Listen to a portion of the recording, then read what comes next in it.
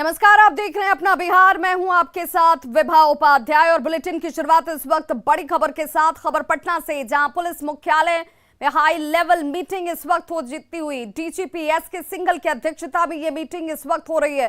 कानून व्यवस्था पर डीजीपी का निर्देश सीधे तौर पर इस वक्त, जिसमें लॉ एंड ऑर्डर बनाए रखने के निर्देश दिए गए। उपद्रवियों से सख्ती से पेश आया जाएगा। 45 मिनट तक ये बैठक जो है वो हुई है। कानून व्यवस्था पर सख्त निर्देश सामने है, जिसमें लॉ एंड ऑर्डर बनाए रखने को लेकर निर्देश दिया गया है। तो अब से कुछ वक्त पहले ही ये मीटिंग खत्म हुई है। उपद्रवियों से सख्ती से निपटने को लेकर सीधे तौर पर निर्देश दिया जाता हुआ पुलिस मुख्यालय में यह बड़ी बैठक अब से कुछ वक्त पहले ही खत्म हुई।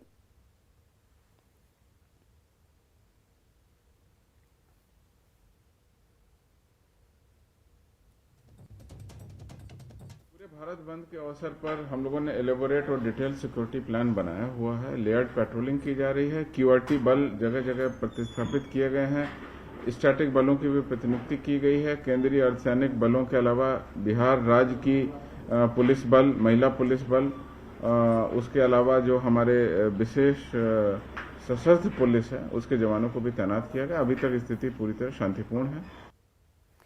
और संवाददाता अमित कुमार हमारे साथ इस वक्त फोन लाइन पर ज्यादा जानकारी के साथ जुड़ गए। अमित, आज के बंद के मद्देनजर, साथ ही साथ जिस तरीके से कानून व्यवस्था को लेकर लगातार सवाल उठाए जा रहे हैं, उसे कटघरे में खड़ा किया जा रहा है, उसके मद्देनजर भी डीजीपी की अध्यक्षता में यह बैठक खास और महत्वपूर्ण मानी जाए।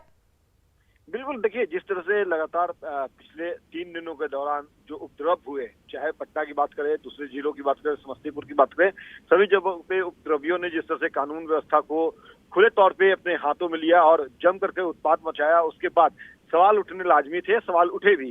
कहीं न कहीं बिहार पुलिस की साख पर सवाल उठाए गए और अब उसी को दुरुस्त करने की दिशा में डीजीपी ने एक बैठक बुलाई। ADG law and order, ADG police मुख्यालय के साथ साथ पुलिस मुख्यालय के तमाम जो वरीय अधिकारी हैं वो इस बैठक में शामिल हुए थे।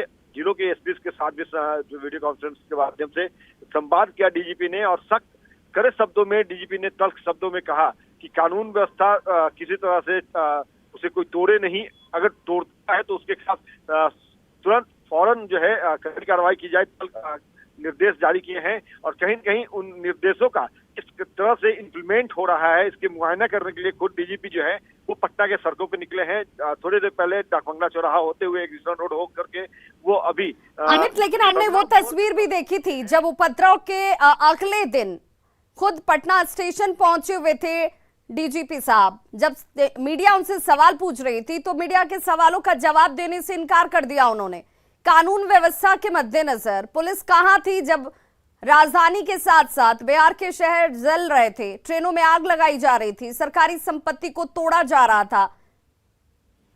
देखिए, बिल्कुल यही वजह थी कि जिस तरह से उपद्रव हो रहे थे और बिहार पुलिस पंगु बनी हुई थी, सवाल इसी कारण से उठे थे। अगर सुरक्षा व्यवस्था उस समय चाक चौबंद होती, जो दावा अभी किया जा रहा है, जो तैयारी अभी की गई है और दिशा निर्देश अभी जारी किया गया है, 45 मिनट तक जो मीटिंग चली, और उसका मुआयना करने के लिए एक बार फिर से डीजीपी जो सड़क पर निकले हैं, अगर ये व्यवस्था, ये चाक चौबंद तस्वीर पहले नजर आती तो शायद उपद्रव की यह भयावह तस्वीर सामने नहीं आती, चला नहीं पाते। और जिस तरह से कानून व्यवस्था को खुले तौर पे ठेंगा पर रखा लोगों ने और बिहार पुलिस की जो साख है उस पर सवाल उठा दिए, तो वो तस्वीर सामने नहीं आई। बिल्कुल, और ये मीटिंग पहले होनी चाहिए थी। इस मीटिंग को लेकर सख्त निर्देश पहले आने चाहिए थे, जिसे लेकर खुद सहयोगी पार्टी बीजेपी भी अब मंशा पर सवाल उठा रही है, कार्यशैली पर सवाल उठा रही है। बहुत बहुत शुक्रिया अमित, तमाम जानकारी के लिए आपका।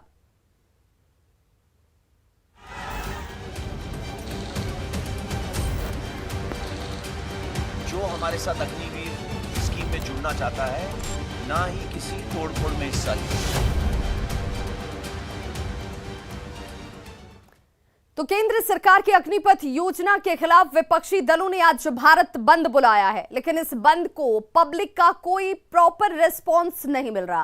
बिहार में विपक्ष का भारत बंद पूरी तरह से बेअसर नजर आ रहा है और तस्वीरें आपके सामने 6, जिसमें पटना, मुजफ्फरपुर, भागलपुर, लखीसराय, बाढ़ और सीवान की तस्वीरों में आप देख सकते हैं कि चाक चौबंद सुरक्षा इंतजाम किए गए। कहीं आकाश से ड्रोन के जरिए निगरानी रखी जा रही है, तो कहीं सड़कों पर फ्लैग मार्च निकाला गया। प्रतिष्ठान लोगों ने बंद रखे एहतियात के तौर पर, क्योंकि पिछले दिनों जिस तरीके से तस्वीरें सामने आई, लोगों के बीच डर का माहौल था और आज बंद के मद्देनजर वो एहतियाती कदम उठाए गए। गतिविधियां आम दिनों की तरह हालांकि नजर आ रही हैं। आम लोग आवाजाही करते हुए, उन्हें डर न लगे, वो सुरक्षित महसूस करें, इसे लेकर स्टेशन से लेकर सड़क मार्ग या फिर तमाम जिलों की तस्वीरें आज चाक चौबंद नजर आई। प्रशासन अलर्ट मोड पर नजर आया। उपद्रवियों से निपटने के लिए पूरी तैयारी की गई है। देखिए यहाँ पर जो तस्वीर है वो इस बात की तस्दीक भी कर रही है।